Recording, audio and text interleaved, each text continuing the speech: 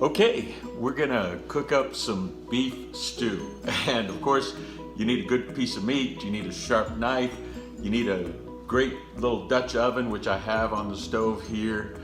You need a big skillet that you can brown your meat in, and you don't want to just brown it. You want it to get that nice crust on it. It'll caramelize, it'll taste so good when it does.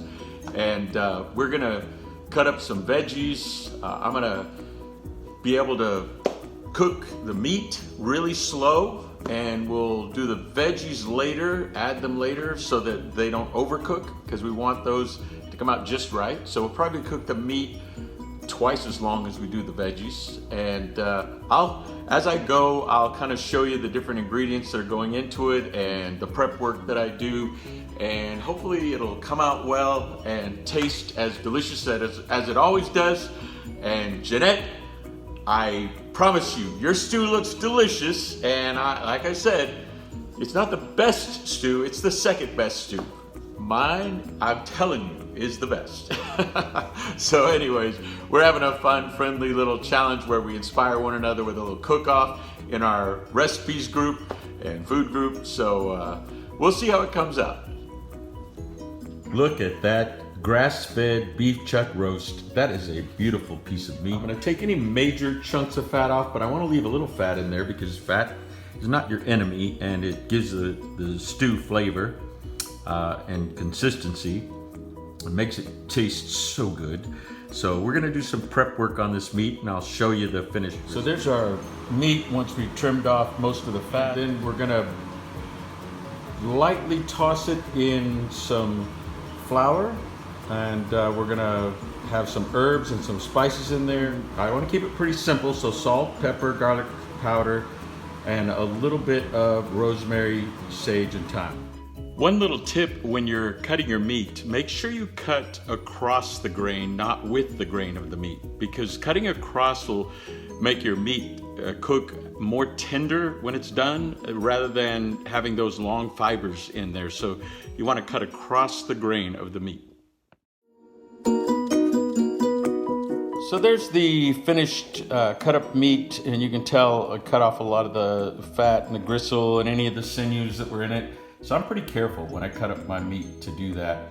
And you might lose a little bit of meat when you do that, but what's left behind is pure gold. Now I made my own chicken stock for this. I cooked up some chicken thighs with some herbs and stuff.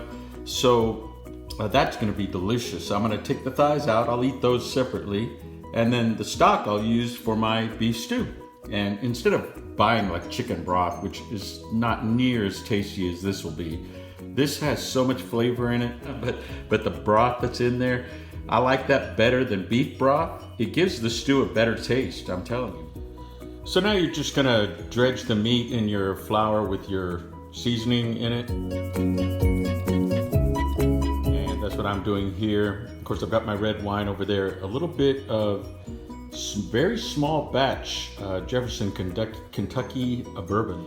And then I've got some olive oil of Spain and some avocado oil, and I'm going to use that to fry my meat in, but I'm also going to use that to cook some onion in. I'm going to chop up some onion and garlic, mince it. I'm going to put it in that oil and let it brown, and then I'm going to scoop out most of the onion and the garlic so it doesn't overcook, and save that because I'm going to put that back into the stew. And oh my goodness, when that caramelizes with the garlic and the onion and the meat, that's just going to taste so good. And then that crust that forms on the meat with the flour and the herbs and seasonings will just melt into the stew and thicken everything and make it so tasty. That homemade chicken broth that you see here, that's going to really add a lot of flavor too. You can always buy chicken broth and put it in there, but I prefer to make mine. Now you can see that the garlic I'm using has all different sized cloves in it, and you don't want to buy that elephant garlic that's gigantic and the cloves are huge and they're all identical. That stuff doesn't taste good. Real garlic should have different sized cloves, and it's grown in America, and it's not GMO, it's organic. So get some good organic US grown garlic, or grow it yourself. It's easy to grow, but it tastes so much better because it has both a savory and when you cook it, a sweet flavor that it adds to your food. And savory and sweet together with the salty of the broth. Oh my goodness, what a combination. Now you've got your taste buds for savory, your taste buds for sweet, your taste buds for salty, all firing off at once. You add a little heat, and now you got everything kicking off. By the way, if you're wondering why the flour looked beige tan, because I ground my own flour. It's not bleached, it's not processed. Now I cut up both some red onion and some yellow onion. I like to mix things up. Anybody who knows me knows I like to combine ingredients and use a lot of different flavors because it makes things taste better. I just think it does. See it sizzling in the pan there. And once it turns almost translucent, then I'm going to throw the garlic in there with it. I don't want the garlic to cook too long because it can overcook really easy. Now you can see that onion caramelizing and turning a nice golden brown. And the darker brown you see in there, well, that's all these little meat crumbles. I told you to cut away all that meat that might have little bits of fat or sinew on it. Well, my secret is I cook that and then I chop it up really fine. So just to give you perspective, that's my hand. So those are really small crumbles. And you can see the knife here. Here's the knife next to it. Those are tiny, tiny little crumbles of meat, and that's going to go into my stew as well. And that's going to melt into the stew and give it a great flavor. And they're so small, they won't be hard to chew or anything. It'll just add to aside my onion in a nice little bowl, and I've got my meat. It's starting to caramelize, and we're going to cook that probably for a good 5 minutes before we do anything with it. Just let it caramelize in the pan. I've got my organic carrots and my celery, and I'm going to, you don't want to get the big woody celery. Get young celery, it's tenderer. And even with that, I always snap the end of the celery. I wash it good, and then I snap the end and I peel it because it'll pull out some of those tough veins that are in the celery. Even in young celery, there's a little bit of those. And then I pop the top off and do the same, peel it down the other direction, and that way I don't have any of those tough little veins in the celery.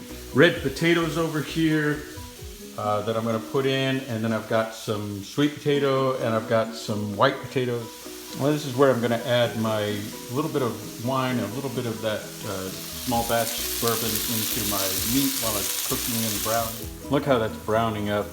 Oh, that's going to be so nice. So now I've got my red potatoes, my regular white potato, my carrots, my celery all cut up, and those little crumbles, and then I've got my meat all browned, and I've got my onions saved aside, and I've got my homemade broth that I'm going to put in. Now we're going to let this cook in this Dutch oven with the glass lid for a few hours. Let that meat get nice and tender.